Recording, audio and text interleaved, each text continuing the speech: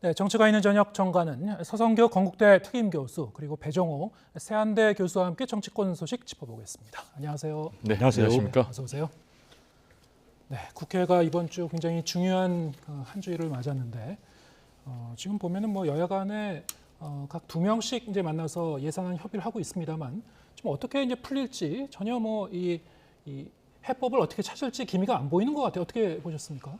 예, 일단 마감 시간이 법적으로 12월 2일인데 그 기한을 넘기고 이번 정기국회 마지막이 12월 8일, 9일까지이기 때문에 아마 그때까지는 마감 시한으로 정하고 협상을 하지 않을까 그런 생각이 들고 예상을 해봅니다. 지금 예산안이 이게 어렵게 되어 있는 것은 두 가지 큰 복합적인 문제라고 보여지고 있는데요. 첫 번째로는 예산안 내용 자체에 대해서 여야 간의 이견과 대립이 크고, 두 번째로는 정치적인 문제가 길부되어 있기 때문에 예산안 협상 통과가 안 되고 있는 것으로 보여지고 있습니다. 예산안 자체 문제는 이번 2023년 예산이 윤석열 정부 첫 번째 예산이지 않습니까? 그런 측면에 봤을 때 윤석열 대통령의 용산 대통령실 이전 문제, 또 공공 분양주택 문제, 또 행안부의 경찰국 신설한 문제에 대해서 야당이 너무 예산을 삭감하려고 하니까 여당에서 반발이 있고, 또 반면에 민주당에서는 이재명 대표 예산이라고 해서 그동안 이재명 대표 대표적인 공약이었던 지역 화폐, 또 그리고 공공 임대주택 예산을 정액해야 되겠다 이렇게 대립을 하고 있고요. 두 번째 이제 정치적인 문제는 이제 두 가지로 볼 수 있습니다. 하나는 이상민 행정안전부 장관 해임 건의안이냐 아니면 뭐 탄핵 심판이냐 여러 가지 이제 논란이 있는데, 어떻게 이상민 장관이 선퇴진하면은 예를 들어 예산안 협조해서 빨리 통과시키겠다 이런 문제가 걸려 있고요. 또 하나는 약간 이제 여야 간에 대립되는 법안들이 있는데, 지난 그 과기방송통신위에서 통과된 방송법, 그다음에 민주당이 추진하고 있는 노란봉투법, 그다음에 안전누림제 지금 논란이 되고 있죠. 그다음 일몰제 폐지 이런 거를 야당이 단독으로 지금 상임위를 통과시켰고 통과시키려고 하고 있거든요. 이런 측면에서 예산안이 여야 합의가 이루어지지 않고 있다 이런 생각이 듭니다. 아까 말씀하신 대로 각 당 정책위 의장과 예결위 간사들이 협상을 벌이고 있는데, 조금 협상 속도를 높여가지고 내년도 예산이 639조 국민의 큰 세금이 투입되는 건데, 기존에 했던 식으로 마지막 시한을 앞두고 졸속 처리, 또 뭐 개수 조정, 또 쪽지 예산 막 이렇게가 막 날림으로 통과시키는 경우가 많았었거든요.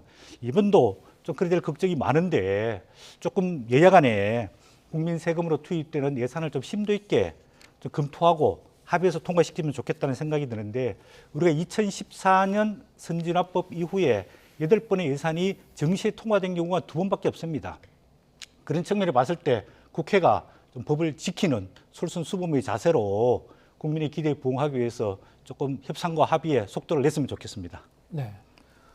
지금 이제 민주당 입장에서 보면은 예산안이 빨리 처리가 돼야지 국정조사도 주속히 이제 시작을 할 수 있는 거 아닙니까? 그래서 이것이 좀 지체되게 되면은 국정조사 기간도 이제 줄어들 수밖에 없는 상황이기도 한데요.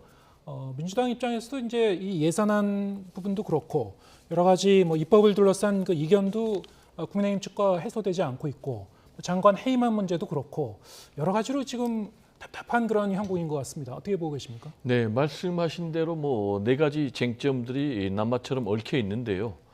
저는 일단 예산안이 가장 시급하다라고 봅니다. 왜냐하면 지금 경제 민생 위기가 어느 때보다 굉장히 심각한 상황 아니겠습니까? 따라서 예산안을 다른 것하고 여든 야든 연계시키면 안 된다. 예산안을 따로 속히 처리해야 된다라는 이제 그런 입장을 좀 보이고 싶고요. 실제로 이제 예산안 같은 경우 역대 보면 2014년도에 국회 선진화법 도입이 된 이래로 대체로 법정 시한 12월 2일 지켰고요. 가장 늦게 처리된 것도 12월 10일이거든요. 그러면 이번 정기국회가 12월 9일이니까 여야가 이 예산안만 가지고 한다면 충분히 주고받기를 통해서 저는 처리할 수 있다 이렇게 봅니다. 왜냐하면은 일단 민주당 같은 경우 예산안 감액은 마음껏 할 수 있지만은 정액을 하기 위해서는 정부의 동의가 있어야 되거든요. 그러니까 결국은 주고받기를 해야 되는 거예요. 근데 이제 문제는 이상민 행안부 장관 해임 건의안과 관련해서 오히려 지금 국민의힘이 연계하는 그런 전략을 보이고 있거든요. 만약에 이상민 해임 건의안을 처리한다면은 우리는 이 예산안 처리 문제가 파행으로 갈 수밖에 없다. 그러면서 준예산까지 언급을 공공연히 하고 있어요. 아시겠지만 준예산 제도가 1960년도에 도입이 됐는데 지금까지 한 번도 시행을 안 했거든요. 어쨌든 이게 정치가 파행이 되고 예산이 제때 처리가 되지 못한다면 집권 여당이 책임이 가장 크기 때문에 저는 이걸 따로 떼서 이 문제를 처리해야 되고, 지금 이상민 행안부 장관의 거취 문제가 만약에 걸림돌이 된다면은 제가 볼 때는 이상민 행안부 장관이 지금 상황에서는 스스로 자진 사퇴하는 것이 가장 좋다. 왜냐하면 158명이나 숨졌는데 여기에 대해서 아무도 책임을 지지 않는다라는 것은 전혀 상식에 맞지 않기 때문에 저는 이렇게 제안을 합니다. 네. 해임 건의안 문제가 사실 이제 민주당 쪽에서 이제 이 카드를 꺼냈기 때문에 이걸 이제 그대로 중단할 건가? 탄핵소추안 그 얘기도 좀 나오고 있습니다만 이제 의원총회를 통해 의견을 수렴해서 결정하겠다는 거 아니겠습니까? 주 중반쯤에서 어떻게 보십니까 그 부분은? 일단 민주당 입장에서는 이상민 해임 건의안과 관련해서 또는 탄핵소추안과 관련해서는 얼마든지 여론의 지지를 받고 있다 이렇게 판단하고 있는 것 같아요.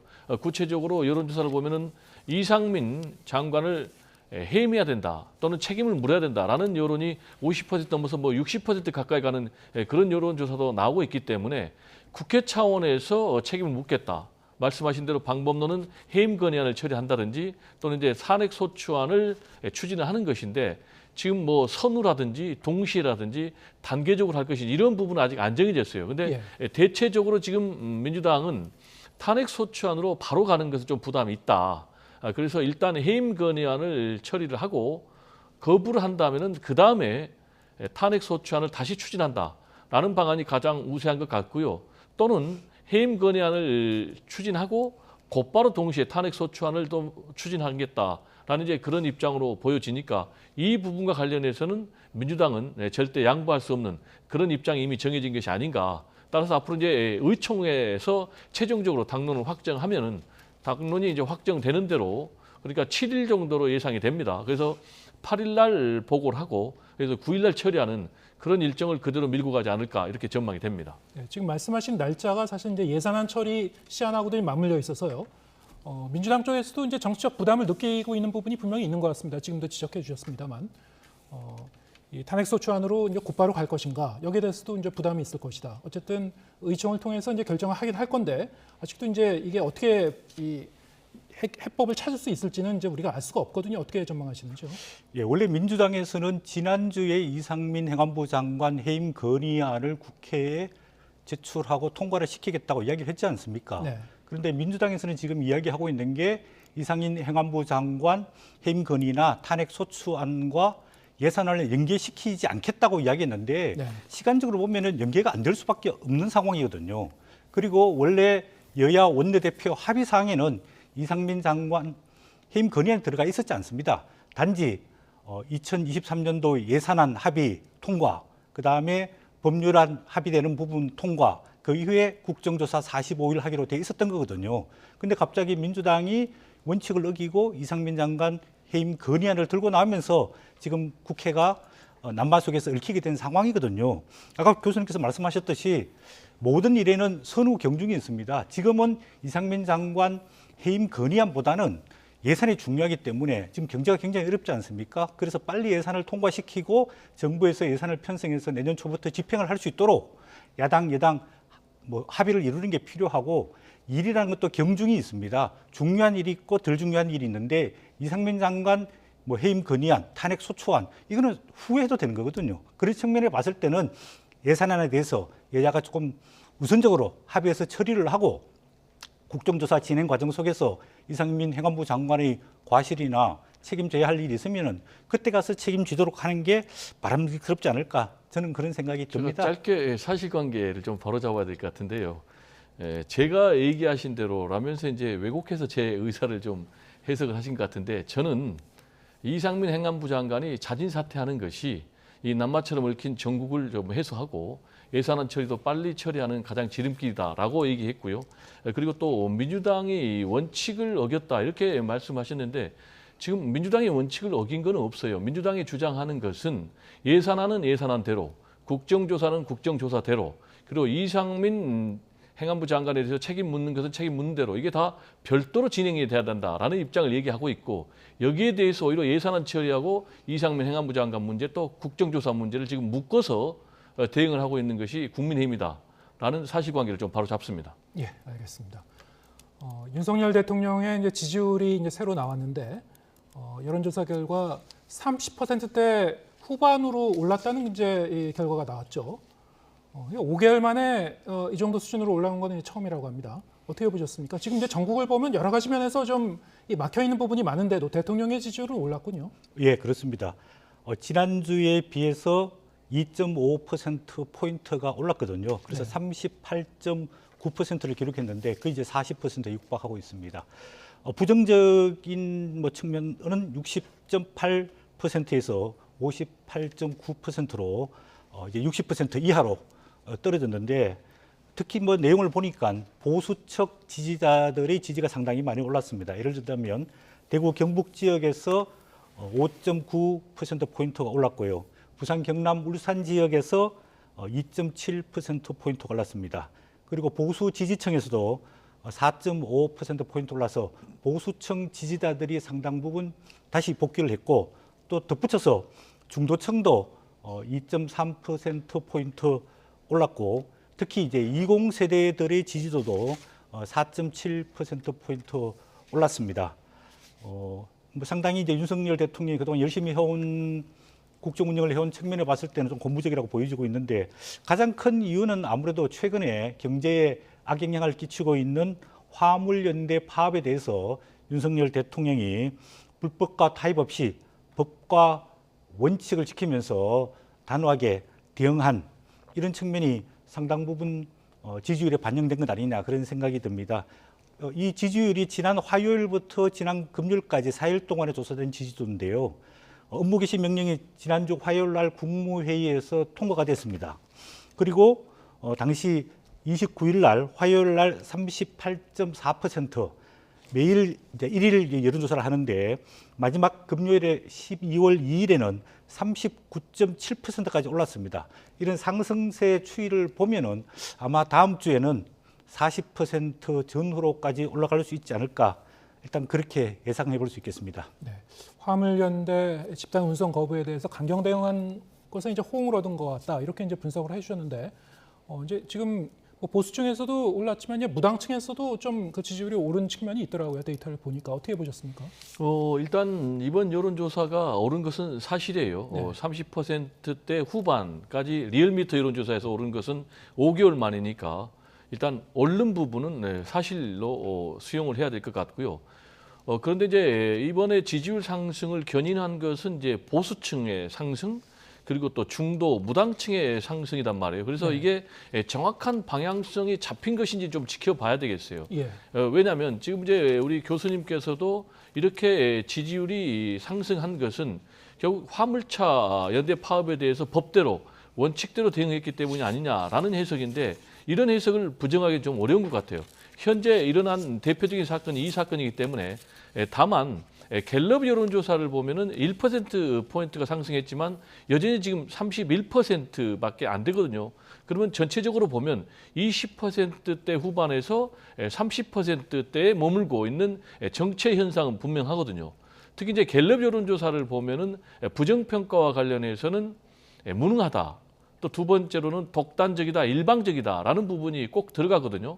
그러면서 갤럽 여론조사를 보면은 따라서 앞으로 총선에서 여권을 견제할 거냐 지원할 거냐 했더니 견제하겠다라는 쪽이 49% 또는 지원하겠다가 36%, 10%포인트 이상 차이가 나거든요. 그렇다면 제가 볼 때는 윤석열 대통령의 지금의 국정운영 방식에 대해서는 전체적으로 부정적인 평가가 더 우세하다. 따라서 지금과 같은 대결적 국정운영보다는 야당과의 협치를 통해서 국정운영을 하는 쪽으로 좀 바뀐다면은 윤석열 대통령의 지지율이 더 오르지 않을까 이렇게 전망을 해봅니다. 네. 앞으로 좀 추이를 좀 더 지켜볼 필요가 있을 것 같고요. 그런가 하면 지금 최근에 윤석열 대통령이 여당 의원들을 이제 연이어 만나고 있죠. 지난 30일 김기현 의원과 당권 주자입니다. 차기 당권 주자인 김기현 의원과 비공개 만찬 회동을 했다고 좀 알려졌고 당일날 이제 주호영 원내대표도 이제 또 다시 독대를 했다고 하고요. 그런 일련의 흐름 어떻게 보십니까? 네, 대통령이 이제 11월 7일 한남동 관저에 입주한 이후에 여러 이제 뭐 국민의힘 의원들도 만나고 또 뭐 최근에는 합참 의장 또 군수뇌부도 만나가지고 안보에 대한 우려를 표명하고 협력을 다짐했고 상당히 저는 관저 정치 바람직하다고 생각하고 있습니다. 미국 대통령도 예산이나 법안 통과시키기 위해서 아침부터 점심 저녁 야당 의원뿐만 아니라 여당 의원들도 자주 많이 만나거든요.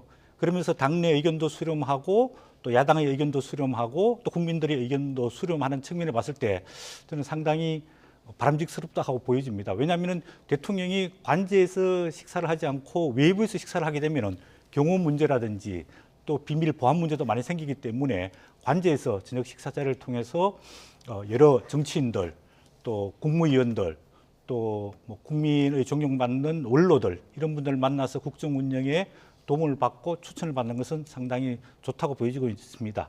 뭐 약간 아쉬운 거는 아직까지 야당 원내 지도부라든지 야당 의원들하고는 아직 만찬 회동을 안 한 것으로 알려지고 있는데 아마 이 부분도 조만간 이루어지지 않을까 저는 그렇게 예상을 하고 있고요. 아까 말씀하신 대로 김기현 전 원내대표 지금 국회의원인데 당권 주자가 뭐 만났다 그런 보도를 봤는데 아무래도 뭐 대통령이 전당대회에 관여하기보다는 당내 분위기라든지 당원들의 여론이라든지 국회의원들의 관심사라든지 그다음에 룰이 어떻게 돼 있냐라든지 그다음 출마할 사람들이 어떤 거냐라든지 대부분 이런 부분에 대해 가지고 의견을 조금 청취한 것 아니냐 저는 그런 판단이 들고요. 그다음에 김기현 의원이 대통령 선거 기간 동안에 원내대표를 했고 또 대통령보다 1년 선배이기 때문에 이제 국정 현안에 대해서 경험이 많지 않습니까? 그런 측면을 봤을 때 지금 예산안이라든지 법률 문제라든지 여야 간의 갈등 대치 국면에서 어떤 식으로 문제를 해결해야 될지